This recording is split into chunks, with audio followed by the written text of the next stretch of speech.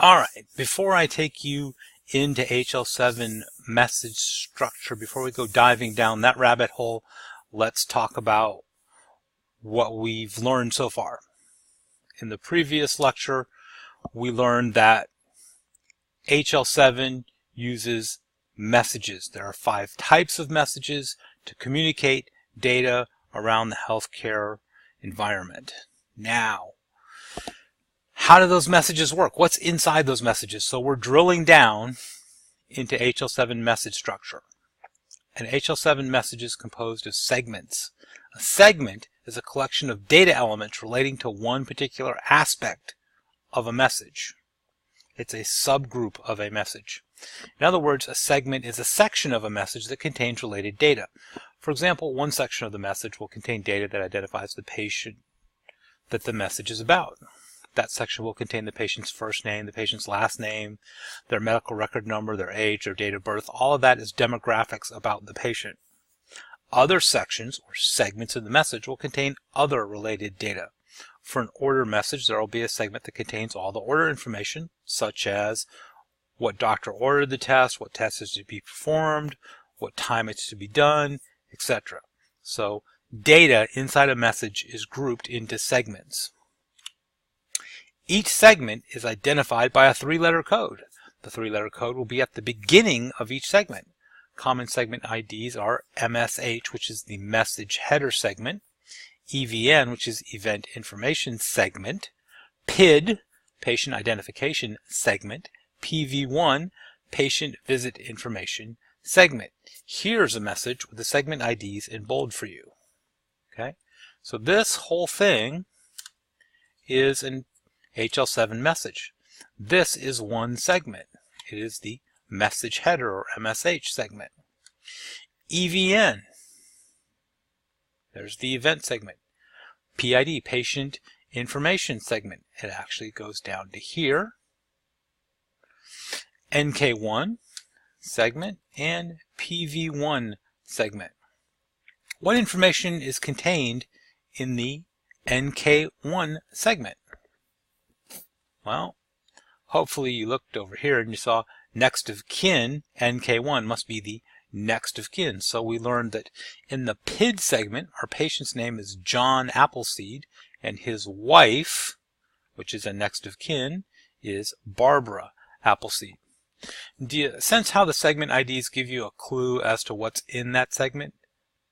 Right? So the clue is PID, patient information. All of this is patient information.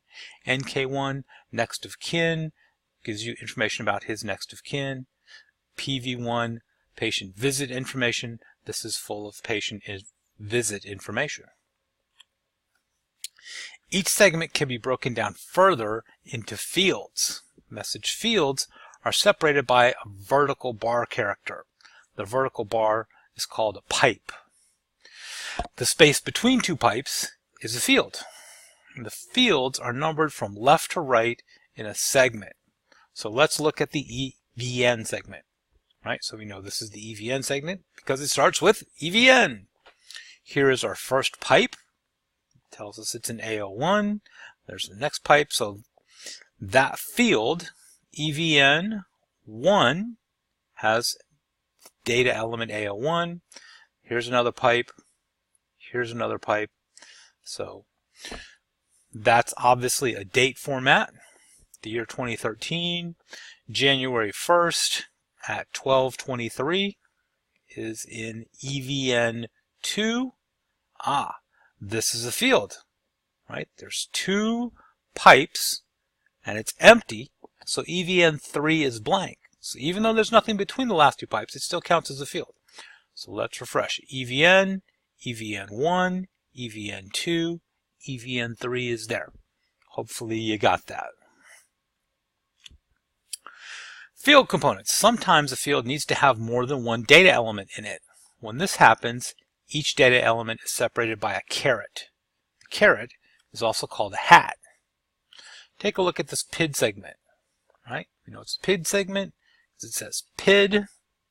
Right? So there's PID1, there's PID2, there's PID3, goes all the way here. There's PID 4, that empty space, and PID 5 goes from this vertical bar all the way to this vertical bar. Right? So PID 5 has the patient's whole name. So the last name is Appleseed, the first name is John, the middle initial is A, and you can see that that whole name is separated by these carets. Right? So you see how the patient's last name, first name, and middle initial and suffix are all separated by hats? Of course you do. Right? So his name is John A. Appleseed III. That's a good point. So this is actually a 3. Right? So this is John A. Appleseed III. Tricked myself and you. Right? And here's the bar, and here's the bar for PID 5.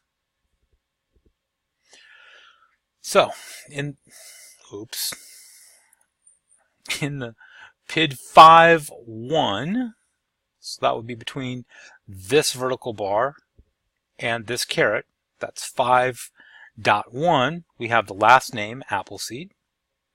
Then 5.2 between these two carets, John. 5.3 between these two carets is A. And 5.4 between this caret and the next vertical bar, which is this right here, we have the third. So when a field is separated by hats, each field component is expressed as the field number plus the number of components, hence 5.1, 5.2, 5.3, 5.4. So I'm going to repeat that with PID 3. So here's PID 1, here's PID 2, here's PID 3. 3.1 is MRN 1, 2, 3, 4, 5. PID 3.2 is 5. PID 3.3 is M11, right? So the whole thing from this bar to this bar is PID 3, and this element is 3.1, and this is 3.2, and this is 3.3. Okay? So those are field components. Encoding characters. The pipe and the hat are the two most important encoding characters. However, there are several more which we'll learn about next week. Also, the method of counting fields works for all segments except the MSH segment. The MSH segment has some special rules related to the encoding characters and how you count them. So let me go back to slide 3. All right, so this is EVN, and this is 1, this is 2, and there's 3, right? And there's the full PID segment, PID 1, PID 2, PID 3. For everything below the MSH segment, that works, right? So you have the segment ID, and then the first field. You have the segment ID, and then the first field, okay? That works for EVN, PID, NK1, anything below MSH. That does not work for MSH. It has a different and separate and completely confusing way of counting its fields. Cool. Thank you for watching.